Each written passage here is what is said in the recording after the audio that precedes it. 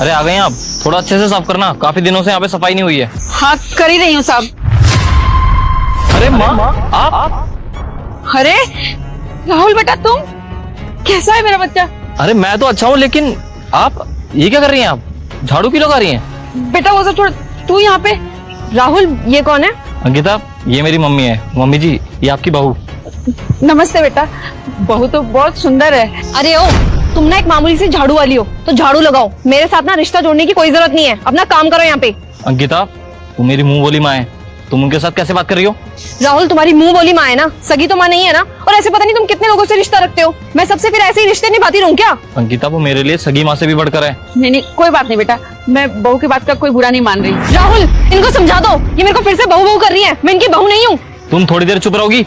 मैं बात कर रहा हूँ ना। मेरे होते हुए ना आपको ये सब करने की कोई जरूरत नहीं है। अब आप हमारे साथ रहेंगी, हमारे घर पे। अरे राहुल, तुम इनको घर पे चलने के लिए क्यों बोल रहे हो? ऐसे कोई भी रास्ते में तुम्हें मिलेगा तुम उनको घर के अंदर बिठा लोगे क्या? ऐसे ऐसे दो कौड़ी के लोगों को घर में बिठा रहे हो। अंकिता, वो मेरी माँ है और एक घर इन्हीं का ही समझो। और अंकिता, तुम इतना सब कुछ इसलिए बोल रही हो क्योंकि तुम्हें कुछ पता ही नहीं है कि मेरी माँ ने मेरे लिए क्या कुछ नहीं किया। अरे ऐसा भी क्या कर दिया इस झाड़ू वाली ने तुम्हारे लिए, जो कि तुम इनको घर पे बिठाने के लिए रेडी हो और मेरे से लड़ रहे हो? सुनना चाहती हो ना अंकिता, तो सुनो। नहीं नहीं बेटा छोड़ देना, ये सब बात बहू को बताने की क्या जरूरत है? अरे माँ, इसे भी पता होना चाहिए कि आपने मेरे लिए क्या क्या किया है। इसको बताना पड़ेगा माँ कि हम दोनों का रिश्ता क्या है। अंकिता, तुम जानती हो, जब मैं छोटा था ना तो मेरे और मेरे परिवार वालों की ना कोई औकात नहीं थी। अरे इनके घर पे काम किया करते थे हम, और ये लोग उस वक्त एक बहुत बड़े जमींदार थे। और एक दिन मालिक ने मेरे को पढ़ाई करते हुए देख लिया, तो उन्होंने मेरे से आगे पूछा कि तू पढ़ाई करना चाहता है? और मैं उनको मना क्यों करता, मेरे को तो पढ़ने लिखने का बहुत शौक था। तब मालिक ने मेरा बहुत ही अच्छे स्कूल में एडमिशन करवाया, और तो और कॉलेज तक के पैसे भी उन्होंने दिए। और आज मैं जो कुछ भी हूं ना अंकिता, सिर्फ और सिर्फ इन लोगों की वजह से ही हूँ।